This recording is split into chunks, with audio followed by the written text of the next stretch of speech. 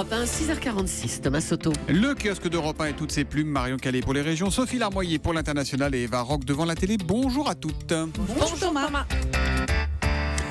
Et maintenant, il neige de la pollution. Ce petit bandeau en une d'aujourd'hui en France attire l'œil ce matin. Cette neige que l'on appelle aussi neige urbaine ou neige industrielle est tombée ce week-end, notamment en Ile-de-France, en Bretagne, dans les Pays de la Loire, en Bourgogne ou encore dans les Hauts-de-France. Elle se forme grâce aux particules fines stagnant dans l'atmosphère. Un phénomène qui n'a a priori, pas d'impact sur notre santé.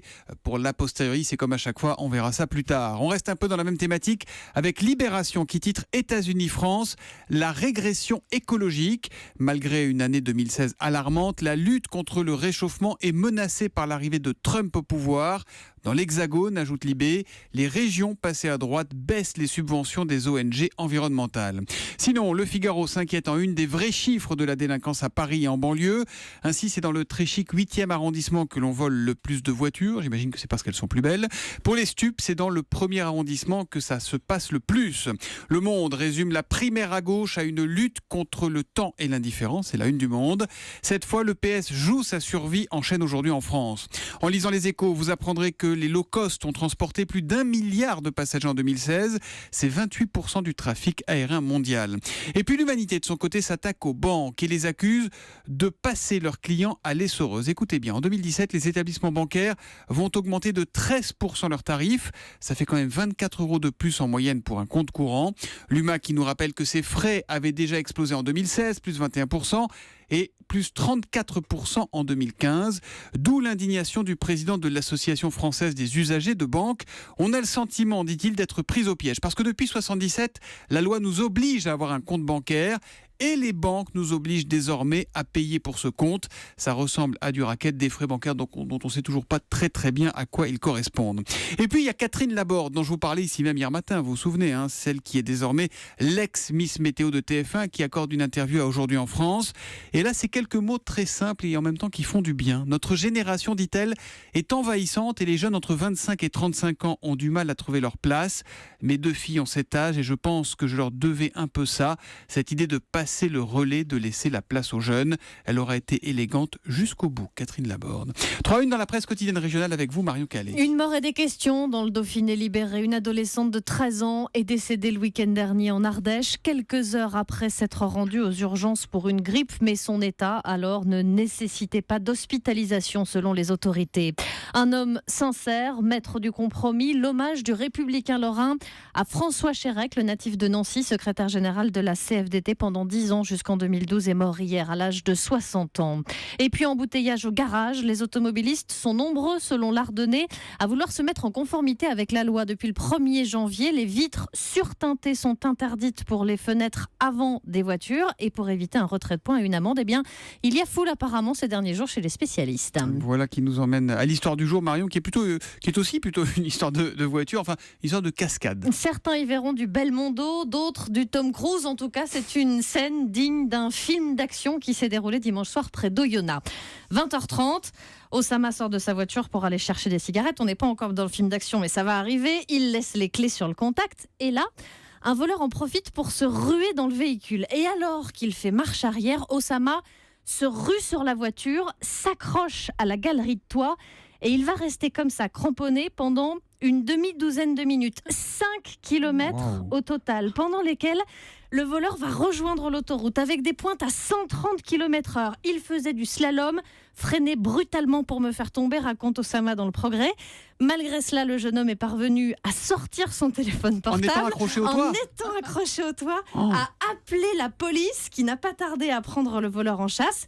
C'est quand il a quitté l'autoroute qu'Osama a décidé de sauter au niveau d'un village où il y avait un ralentisseur. Lui a été pris en charge pour des blessures superficielles. Le voleur a été interpellé. Oh là, c'est dans quel journal ça ? C'est dans Le Progrès ce matin. Dans Le Progrès, incroyable. Il y a vraiment des gens qui aiment beaucoup leur voiture. Ça aurait pu arriver à C'était Julie. la voiture de son père. Ah, c'était la voiture de papa, alors ça s'explique peut-être. On va prendre des nouvelles de la reine Elisabeth avec vous, Sophie Larmoyer. Ces derniers jours, la presse britannique et au-delà d'ailleurs, les médias anglo-saxons s'inquiètent pour la santé de la reine, qui a manqué plusieurs rendez-vous importants de son agenda à cause, nous dit-on, d'un méchant rhume. Oui, alors Maclean's, un hebdomadaire canadien, titrait hier « Pourquoi le rhume de la reine est une préoccupation pour les observateurs royaux ». Et c'est vrai que d'habitude, pour les fêtes de fin d'année, elle prend toujours le train pour se rendre dans la propriété royale de Sandringham dans le Norfolk, mais cette fois, c'est un hélicoptère qui les a emmenés, elle et son mari. Deuxième annulation, le 25 décembre, la reine n'assiste pas à la messe de Noël avec le reste de la famille. Enfin, ce dimanche, nouvelle absence, pas d'Elisabeth II à la messe du Nouvel An, rarissime en 65 ans de règne.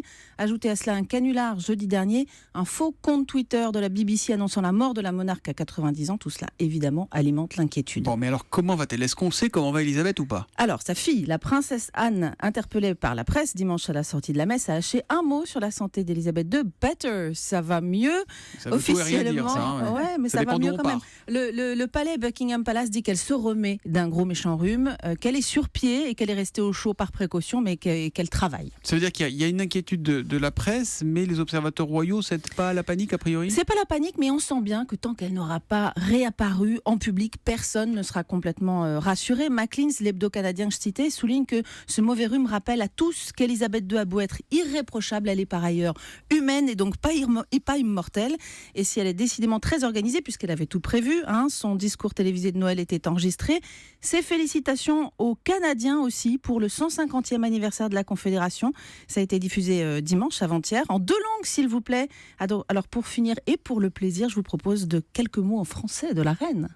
Il y a maintenant 50 ans, à la veille des célébrations du centenaire, j'ai prié les Canadiens de continuer à donner l'exemple en incarnant les valeurs d'égalité, de liberté et d'inclusion.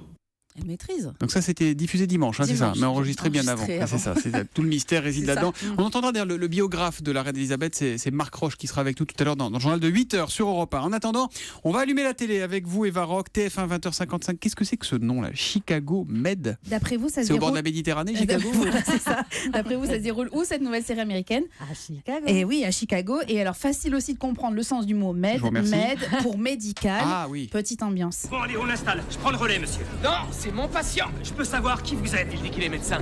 Bon, descendez de là, docteur. Je suis interne dans ce service. Ah ouais, moi je suis le nouveau médecin urgentiste. Voilà, donc direction le centre hospitalier d'urgence de Chicago où vient de débarquer le très beau docteur Connor Rhodes, un chirurgien qui affole les filles. Qui est le jeune Rambo qui est à côté? Oh, c'est Connor Rhodes, le nouveau médecin urgentiste. En voilà un qui va activer pas mal de récepteurs hormonaux dans le secteur. Il a déjà activé les miens. Il ne manquait plus que ça. Quel corps de rêve. Alors vous l'avez compris, Le dans docteur Chicago Kazek. Med, exactement, exactement. Dans Chicago Med, le beau docteur côtoie des infirmières très jolies. Il navigue dans des litres d'hémoglobine. Il a la chance d'avoir une directrice très dévouée, un service juridique aussi très compétent parce que vous savez, il y a toujours un procès en cours dans un hôpital américain. Mais il a un ennemi, évidemment, l'autre médecin qui est très jaloux de lui. Moi je le trouve un peu arrogant. Je suis pas arrogant. Non, pas du tout. Non, toi c'est différent, tu sais toujours tout mieux que tout le monde.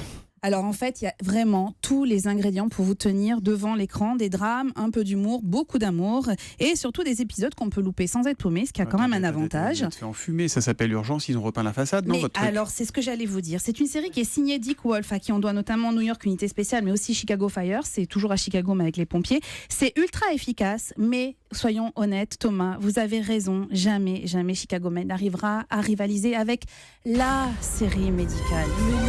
Mais c'est urgence, Mais c'est doctorat, c'est la vraie série Allez les filles, médicale. détendez-vous, il est marié maintenant, Georges Coulier. Ça s'appelle donc Chicago Med. C'est sur TF1 à 20h55. A priori, le docteur Kiesak, le docteur d'Europe 1, lui est toujours sur le marché. Enfin, j'en sais rien d'ailleurs. Merci et à demain, les kiosquiers.